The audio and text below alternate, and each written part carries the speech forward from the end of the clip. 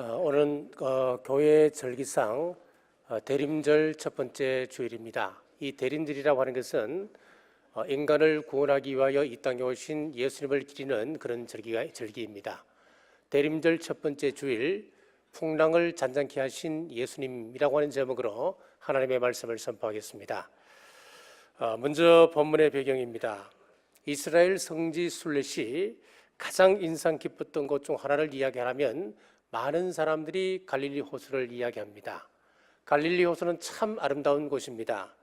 그리고 이 호수는 지중해 수면보다도 200m 낮기 때문에 마치 웅덩이처럼 보입니다. 그렇기 때문에 만년설이 덮여있는 북쪽 헐몬산에서 내려오는 차가운 기류와 지중해에서 불어오는 따뜻한 기류가 이 갈릴리 호수 위에서 만나게 되면은 서쿠얼이라고 하는 돌풍을 만들어내게 되고 이로 인하여 큰 풍랑이 종종 일어난다고 합니다. 오늘 갈릴리 호수를 보노라면 우리 인생을 보는 것과 같습니다. 우리 손바닥만한 인생, 우리가 살면은 100년을 살겠습니까? 200년을 살겠습니까? 그런데 여기서 만나는 일마다 이별과 고통과 슬픔, 탄식과 눈물과 실패입니다. 짤막한 인생살이에 왜 이토록 풍랑이 많고 세파가 모질게 몰아치는 것입니까? 오늘 본문을 이해하기 위해서는 지난주에 나누었던 오병이어의 기적을 연결시켜야 합니다. 보리떡 5개와 물고기 2마리로 장정 5,000명을 먹이고 12강주를 남겼던 그 표적을 보고 백성들이 이렇게 이야기합니다. 14절 말씀입니다. 그 사람들이 예수께서 행하신 이 표적을 보고 말하되 이는 참으로 세상에 오실 그 선지자라 하더라. 그 선지자라 그랬습니다. 그 선지자라고 하는 그 말의 의미가 무엇일까요? 신명기 18장 15절 말씀에 모세가 예언을 하는데 내 하나님 여호와께서 너희 가운데 내 형제 중에서 너를 위하여 나와 같은 선지자 하나를 일으키시리니 너희는 그의 말을 들을지니라. 모세처럼 하나님의 구원의 사역에 쓰임받을 또 한 사람을 주실 것이다 라고 했습니다.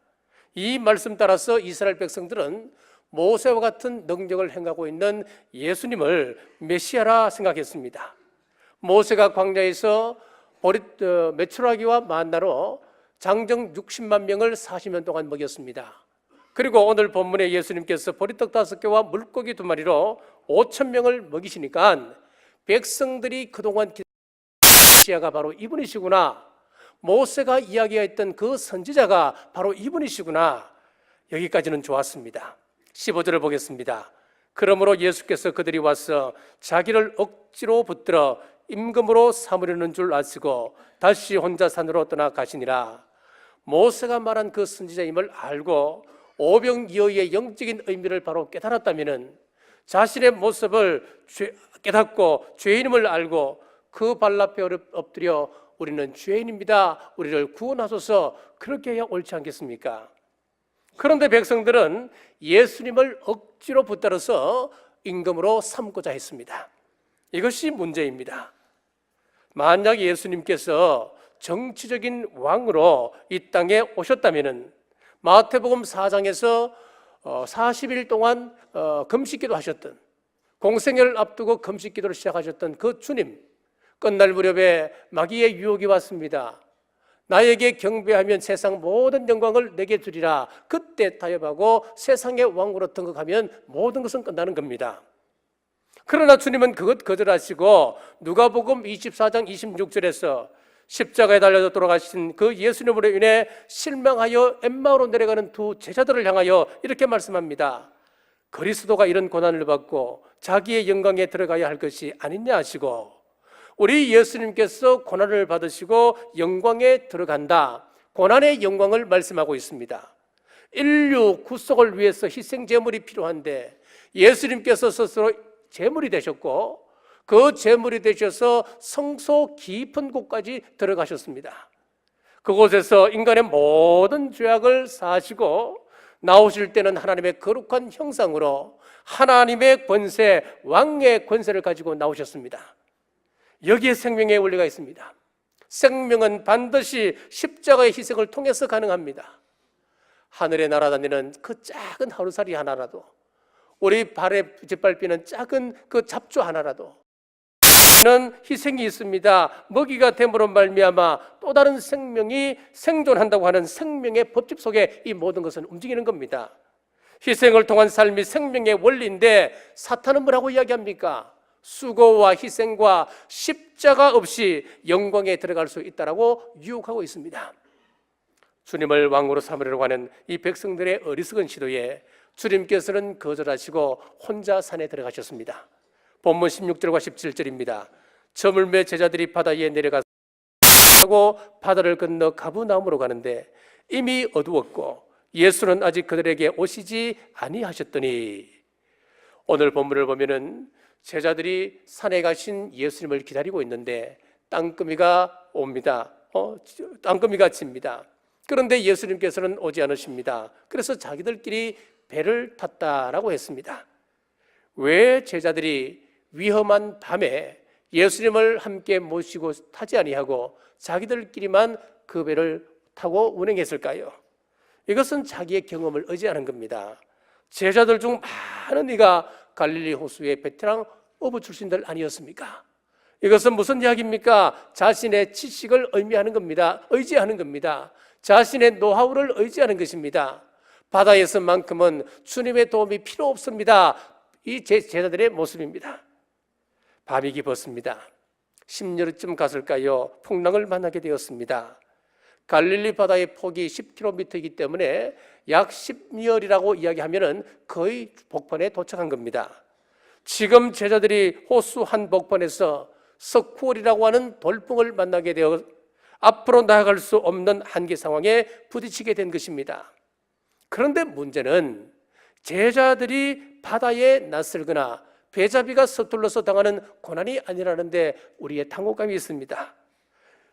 마찬가지로 우리가 겪는 실패가 나의 무지나 또 경험이 부족하거나 게을러서 당하는 일만 아니라고 하는 것에 우리는 또한 어려움을 겪습니다. 나름대로 최선을 다했습니다. 이만하면 노하우도 충분히 축적을 했다고 생각합니다. 멋지게 성공하리라 생각했는데 엉뚱한 곳에서 아픔의 바람이 몰아치기 시작하는 겁니다. 더 이해하기 힘든 부분은 같은 내용을 기록하고 있는 마태복음 14장에 보면은 예수님께서 제자들에게 명령하셨습니다. 먼저 건너가라고 명령하셨습니다. 그러면 한번 생각해 보십시오. 예수님께서 명령하셨던 말씀 따라서 제자들이 순종하고 배를 타고 바다를 건너가는데 왜 이런 어려움을 당하게 되는 것입니까? 마태복음 14장 22절에 예수께서 즉시 제자들을 재촉하사 자기가 무리를 보내는 동안에 배를 타고 앞서 건너편으로 가게 하시고 그랬습니다. 여기에 우리의 당혹감이 있는 거예요. 자, 여기에 풍랑을 주신 주님의 의도가 있습니다. 풍랑을 잔잔케 하신 예수님, 첫 번째 풍랑을 주신 이유입니다. 풍랑을 주신 이유 첫 번째는 나에게 더 강한 에서 우리에게 풍랑을 주십니다. 히브리서 12장 7절에서 8절 말씀입니다. 너희가 참음은 징계를 받기 위함이라. 하나님이 아들과 같이 너희를 대우하시나니 어찌 아버지가 징계하지 않는 이들을 아들이 있으리요. 징계는 다 받는 것이거늘 너희에게 없으면 사생자요 친아들이 아니니라. 여기 보시면은 우리 예수님은 하나님의 친아들이셨습니다. 친아들이셨기 때문에 징계와 어려움이 있습니다. 내 아들이기 때문에 그에게 어려움을 주고 징계를 준다는 이야기입니다. 마찬가지로 저와 여러분들은 예수 그리스도로 말미암아 우리는 하나님의 아들이 되었습니다. 하나님의 아들이 되었기 때문에 성도의 삶을 살아간다고 하는 것 자체가 어떨 때는 위험이 있습니다. 어려움이 있는 겁니다. 만약에 우리가 하나님의 사생자라고 이야기한다면 우리는 하나님께서 어려움을 줄 이유가 없다는 거예요. 그래서 하나님의 자녀에게는 징계가 있고 시험이 있다라고 말씀합니다. 이 하나님의 의도를 우리가 알지 못하면 시험이 올 때마다 쓰러지고 사탄 앞에 우리는 놀이객감으로 전락할 수밖에 없습니다. 우리 자녀가 놀다가 넘어질 경우가 종종 있지요. 그러면 그 아픔에 얼굴을 찡그리고 있는 그 모습을 보면은 지혜로운 엄마는 어떻게 합니까?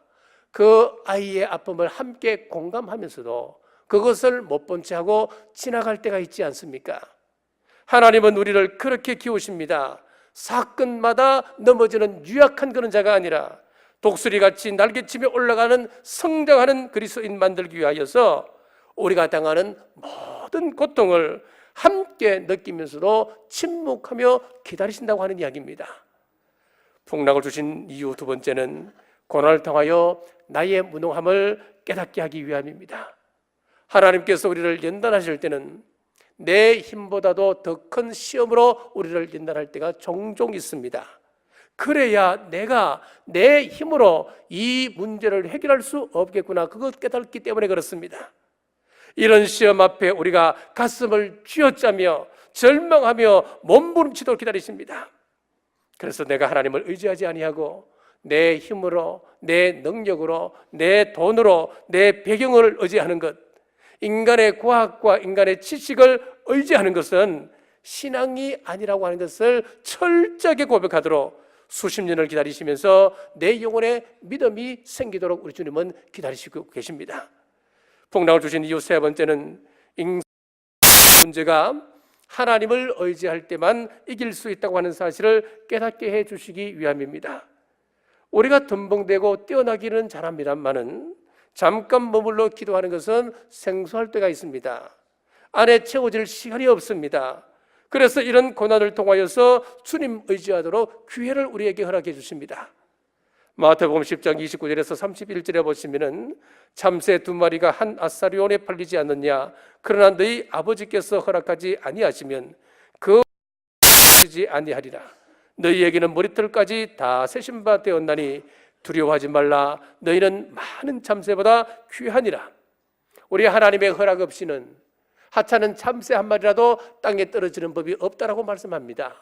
우리의 머리털까지 하나하나 세시는 하나님이시라 그랬습니다.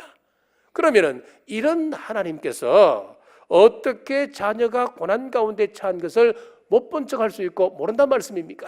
그런 게 아니란 이야기예요. 다 보고 계십니다. 그럼에도 불구하고 나의 세워짐을 위하여, 나의 회복을 위하여, 나의 승리를 위하여 그분은 가슴 졸이며 기다리고 계시는 것입니다. 오늘 본문과 같은 내용을 기록한 마가복음 6장에서도 우리 주님은 제자들이 힘겹게 노를 쥐고 있는 그 모습을 보고 계셨다라고 했습니다. 마가복음 6장 46절에서 48절입니다. 무리를 작별하신 후에 기도하러 산으로 가시니라. 저물매 배는 바다 가운데 있고 예수께서 홀로 무태에 계시다가 바람이 거스름으로 제자들이 힘겹게 누워졌는 것을 보시고 밤 사경쯤에 바다 위로 걸어가서 그들에게 오사 지나가려고 하시매. 지금 깜깜한 밤입니다. 그리고 예수님께서 계신 곳은 산입니다. 그곳에서 보고 계시다가 밤 사경쯤에 지금 고통 가운데 있는 제자들에게 오셨습니다. 자, 이스라엘은 밤을 사경으로 나누었습니다. 1경, 2경, 3경, 4경 그렇게 나누었는데 여기서 사경이라고 하는 것은 요즘 새벽 3시에서 새벽 6시를 가리킵니다. 자, 이 시간은 모두가 잠자고 있는 고요한 시간입니다. 지금 호수 한복판에서 살려달라 아무리 꼬암쳐도 도와줄 수 없는 시간입니다. 바로 그 시간에도 우리 예수님께서는 제자들의 그 고통을 보고 계셨다라고 마가복음에서는 말씀하고 있습니다. 내가 사망의 음침한 골짜기를 걸으며 신음할 때에, 홀로 외로이 울고 있을 때에, 어디로 갈지 알지 못하고 방황하고 있을 때에, 아무도 내 고통을 몰라준다 탄식할 때에 우리 주님께서는 지금 내 형편을 보고 계시다고 하는 것을 가르치기 위하여서 호수 한가운데서 지금 교육하고 계십니다. 그리고 예수님께서 왕의 자리를 거절함으로 실망해 있는 제자들에게 진정한 왕의 사역을 가르치시기 위하여서 호수 한가운데서 교육하고 계십니다.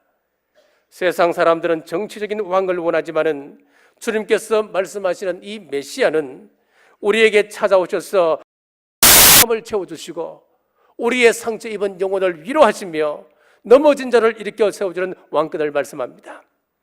이런 주님을 이런 주님에게 우리의 삶을 온전히 내어 맡기시길 주님의 이름으로 축복합니다.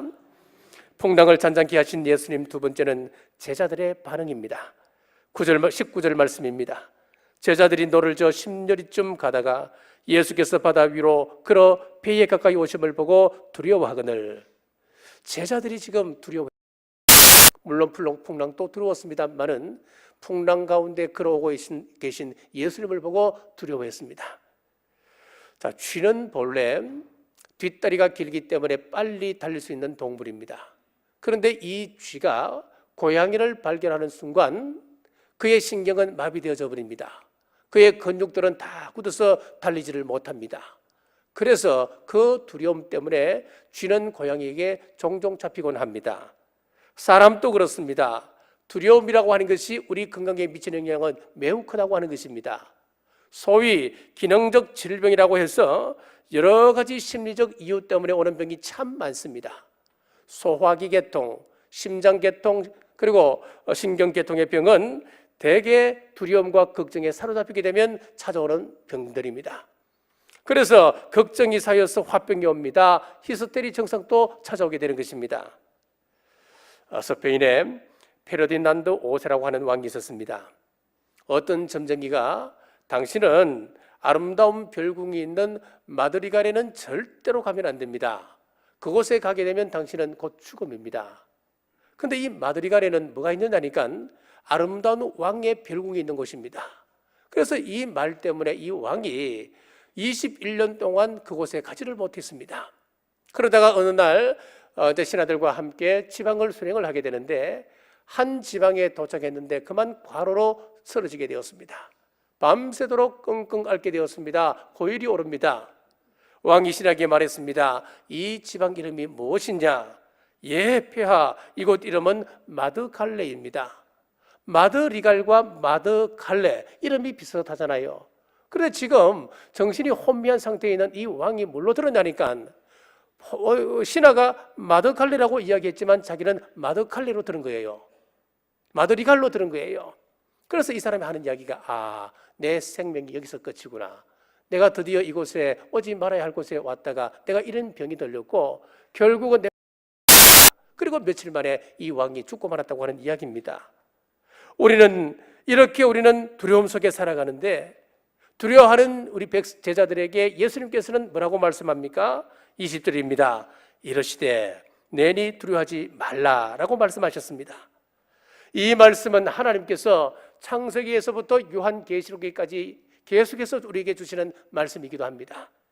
아브라함에게 두려워하지 말라 하셨습니다. 창세기 15장 1절 말씀에 이후에 여호와의 말씀이 아브라함에게 임하여 이르시되 아브라함아 두려워하지 말라. 나는 내 방패요 너희 지극히 큰 상급이니라. 하갈에게도 두려워하지 말라 말씀하셨습니다. 창세기 21장 17절 하나님이 그 어린 아이의 소리를 들으셨으므로 하나님의 사자가 하늘에서부터 하갈을 불러 이르시되 하갈아 무슨 일이냐 두려워하지 말라. 이삭에게도 두려워하지 말라 하셨습니다. 창세기 26장 24절 그 밤에 여호와께서 그에게 나타나 이르시되 나는 내 아버지 아브라함의 하나님이니 두려워하지 말라. 하나님은 다윗에게도 엘리야에게도 다니엘에게도 두려워하지 말라 말씀하셨습니다. 엘리사에게도 두려워하지 말라 하셨습니다. 엘리사가 도단에 있을 때에 아람 군대가 엘리사를 잡기 위하여 겹겹이 에워싸는 일이 있었습니다. 아침에 일어나 보니까 엘리사의 사환이 바라볼 때 지금 큰 위기를 당했습니다.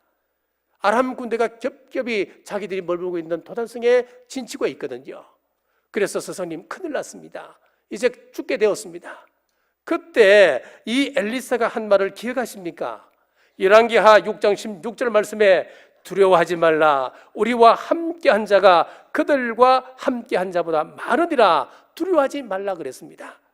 사랑하는 여러분, 우리가 사람의 위협과 질병의 위협과 여러 사건 사고로 위험한 곳에 서 있을 때에 내니 두려워하지 말라라고 하는 우리 주님의 음성 들으시길 주님의 이름으로 축복합니다.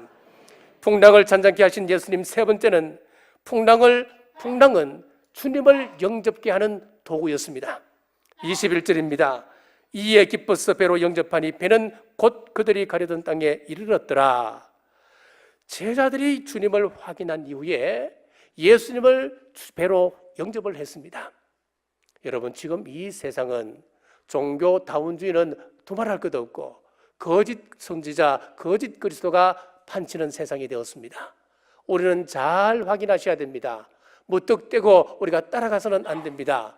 지금 오늘 본문의 제자들이 예수님임을 정확하게 확인한 이후에 그를 배로 영접했습니다. 주님의 음성 듣고 영접하면 한 가지 현상이 있습니다. 성령님께서 우리의 가슴 속에 좌정하게 되십니다. 성령님께서 우리 속에 좌정하시면 기름 부으시는 현상이 나타나는데, 그때 나타나는 특별한 현상이 무엇이냐면 우리 마음속에 두려움이 사라지는 겁니다. 복음서와 사도행전을 보면은 분명한 차이가 하나 있습니다. 복음서는 예수님을 영접하고 예수님을 따라다니면서 3년 동안 동거동락하면서 함께 먹고 마시면서 모든 것을 직접 가르침을 받았습니다. 예수님께서 행하셨던 그 많은 기적들을 제자들이 따라다니면서 직접 눈으로 목도를 했습니다. 그런데 그 가슴 속에 있었던 두려운 문제는 해결하지를 못했습니다. 예수님께서 잡혀가실 때에 제자들은 두려움으로 전부 다 도망가고 말았습니다. 베드로는 그래도 걱정이 되어 대제사장의 집까지 따라는 갔습니다. 뜰에 있으면서 그가 예수님을 부인합니다. 나는 그 사람을 모르노라. 두려움 때문에 거절했습니다. 부인했습니다. 그런데 사도행전을 보면은 제자들이 완전히 달라졌습니다. 생명을 위협하는 종교 지도자들 앞에서 그들은 담대하게 우리가 하나님의 말씀에 순종한 것이 옳은가, 아니면 사람의 말에 순종하는 것이 옳은가, 그들은 생명을 내어던지게 되었습니다. 어떻게 그렇게 담대할 수 있었습니까? 복음서 시대와 사도행전 시대 그 중간에 오순절 성령 강림의 사건이 있었습니다. 성령 충만한 사람이 되자 그 마음속에 두려움이 사라지기 시작했습니다. 그럼 왜 우리는 두려움 속에 불안한 가운데 날마다 살아갑니까? 성령님께서 함께 하심을 확신하지 못하기 때문에 그렇습니다. 우리가 예수님을 영접하면 우리 성령님은 저와 여러분 마음속에 좌정하고 계십니다. 성령님께서 함께하고 계십니다. 이것을 확신하지 못하기 때문에 우리는 불안한 삶을 살아갑니다. 제2차 세계대전 말기에 눈 덮인 중국 오지를 한 사진사가 말을 타고 이렇게 중을 그리고 지나갑니다. 만약에 예수님께서 내 앞에 나타나신다면 내가 정말 예수님을 위하여 목숨을 걸 텐데, 예수님을 위하여 한평생 살아갈 텐데, 중얼중얼하며 말을 타고 지나갑니다. 그런데 가슴 속에 조용하게 들리는 한 음성이 있었습니다. 빨리 사진기를 내어서 저 들판을 찍어라. 저 들판을 바라보니까 이제 눈이 녹기 시작하여 진창이 된 흙판길이었습니다. 말에서 내려 그 들판길을 찍어서 필름을 현상했더니 온유한 예수님의 모습이었습니다. 지금은 이 사진을 잘 찾기 힘듭니다만은 제가 학창시절 때 초등학교, 중학교 이 시절에는요, 웬만한 집에는 이 예수님의 사진이 다 있었습니다. 흑백으로 찍어진 이 사진, 또렷하지는 않지만 자세하게 보면은 예수님의 얼굴이 보이는 그런 사진입니다. 그 밑에는 다음과 같은 문구가, 그리스도는 이 집의 주인이시요 식사 때마다 보이지 않는 손님이시요 모든 대화에 말없이 듣는 이시라 라고 하는 문구가 써 있습니다. 늘 함께 하신다고 하는 이야기입니다. 함께 하신다고 하는 이 말씀은 우리 전 성경에 일관되게 나오는 말씀이기도 합니다. 이스라엘 백성들이 애굽에서 400년 동안 종살이 할 때에 우리 하나님께서는 하늘에서 뭘 하고 계셨습니까? 백성들의 고통을 모르고 계셨습니까? 그것이 아니었습니다. 3장 7절에서 8절에 보니까 여호와께서 이르시되 내가 애굽에 있는 내 백성의 고통을 분명히 보고 그들이 그들의 감독자로 말미암아 부르짖음을 듣고 그 근심을 알고 내가 내려가서 그들을 애굽인의 손에서 건져내고 그들을 그 땅에서 인도하여 아름답고 광대한 땅, 젖과 꿀이 흐르는 땅, 곧 가나안 족속, 헷 족속, 아모리 족속, 브리스 족속, 히위 족속, 여부스 족속의 지방에 데려가려 하노라. 이 말씀을 잘 보시면은 우리 하나님 무관심하게 백성들을 팽개쳐 놓은 것이 아니었습니다. 내가 보았고, 내가 들었고, 내가 알았고, 내가 내려가서 건져내어서 인도하여 데려간다. 우리 예수님께서, 하나님께서 말씀하고 계십니다. 이 말씀은 자기 백성의 아픔을 함께하고 계셨다고 하는 말씀입니다. 어느 종교에서 그들이 믿는 신이 사람과 함께 아픔을 겪는다고 하는 그런 신이 어디 있습니까? 나의 하나님, 나의 하나님, 어찌하여 나를 버리시나이까? 하나님의 아들이신 예수님께서 십자가 위에서 울부짖습니다. 어느 신이 당신의 백성들 때문에 사랑하는 자녀를 희생시키시면까지 이렇게 구원하고자 하십니까? 2차 세계대전 당시 중요한 임무를 띈 영국의 기선 한 척이 대서양을 건너 미국을 향하고 있습니다.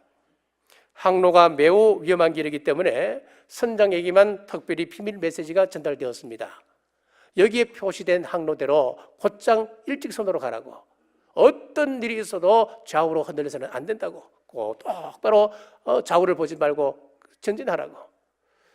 그리고 혹시나 어려운 일이 생기거든 이쪽으로 비밀스럽게 비밀 문자를 가지고 전보를 치라고 했습니다. 한참을 가다 보니까 적 군함 세 척이 보였습니다. 그런데 아군의 군함은 보이지 않는 겁니다. 당황스러웠습니다.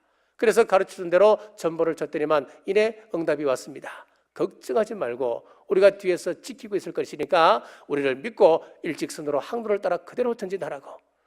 그래서 이제 그 말을 듣고 계속해서 일직선으로 나가서 이제 미국의 한 항구에 도착을 하게 되었습니다. 도착을 하고 보니까 갑자기 바다 밑에서 영국 잠수함 한 척이 쑥 떠오르는 것이었습니다. 이 잠수함은 기선이 도착할 때까지 보이지 않는 바다 밑에서 이 기선을 지켜주려고 따라왔던 겁니다. 우리 주님도 이와 같습니다. 풍랑 만난 제자들을 지켜보고 계셨던 것처럼 우리 눈에는 보이지 않습니다만은 우리가 예수 시인하고 마음으로 영접하게 되면은 성령님께서 항상 우리와 동행하시며 환난 가운데 눈동자처럼 지켜주신다고 하는 이 말씀을 그대로 믿으시는 여러분 되시길 바랍니다. 한 걸음 더 나아가서 예수님을 영접하면 우리를 지켜줄 뿐만 아니라 목적지까지 인도하십니다. 21절 마지막 절 보십시오. 이에 기뻐서 배로 영접하니 배는 곧 그들이 가려던 땅에 이르렀더라. 그들이 가려고 하는 땅이 무엇입니까? 영적인 것은 천국입니다. 여러분들의 최종 목적지가 어디입니까? 천국 아닙니까? 우리 주님께서 천군 천사의 납발 소리와 함께 반드시 이 땅에 다시 재림하십니다. 오셔서 우리를 천국으로 인도하십니다. 우리 주님만이 천국으로 인도하십니다. 다른 이름은 없습니다. 성경의 말씀은 오직 예수님 이외에는 다른 이름이 없다라고 분명히 말씀합니다. 종교다원주의에 현혹되지 마시길 주 이름으로 축복합니다. 히브리서 6장 18절에서 19절에 보면은 이는 하나님이 거짓말을 하실 수 없는 이 두 가지 변하지 못할 사실로 말미암아 앞에 있는 소망을 얻으려고 피난처를 찾는 우리에게 큰 안위를 받게 하려 하십니다. 우리가 이 소망을 가지고 있는 것은 영혼의 닷 같아서 튼튼하고 견고하여 휘장 안에 들어가나니. 사랑하는 여러분, 우리 인생길에 제자들이 만났던 이런 풍랑을 만났습니까? 이 풍랑은 나의 무능함을 깨닫게 하고 우리에게 큰 믿음을 허락해 주시기 위함이고 또 주님을 만나기 위한 도구였다고 하는 사실이었습니다. 풍랑 속에 우리를 목적지까지 데려다줄 탁월한 가이드이신 예수 그리스도께 우리의 영혼의 탓을 내리고 천국으로 항해하는 2017년 대림절이 되시길 주님의 이름으로 축복합니다. 기도하겠습니다. 오늘 또 말씀을 통하여 만나주시는 아버지 하나님 은혜를 감사합니다. 고통과 비바람을 혼자 맞으며 외롭게 걸어가는 줄 알고 넘어져서 신음했습니다. 고난 가운데 있을 때 거친 바다 위를 걸어오셔서 제자들의 필요를 채우셨던 주님께서 험한 우리의 가정과 사업과 인생 관계 속에 찾아오셔서 주님의 뜻을 이루어 주옵소서. 주님 함께 하심으로 제자들이 목적지까지 인도받았듯이 영혼의 닷 대신 주님 모시고 천국으로 항해하는 대림질이 되게 인도하여 주옵소서. 다시 오실 예수 그리스도 이름으로 간절히 기도드리옵나이다.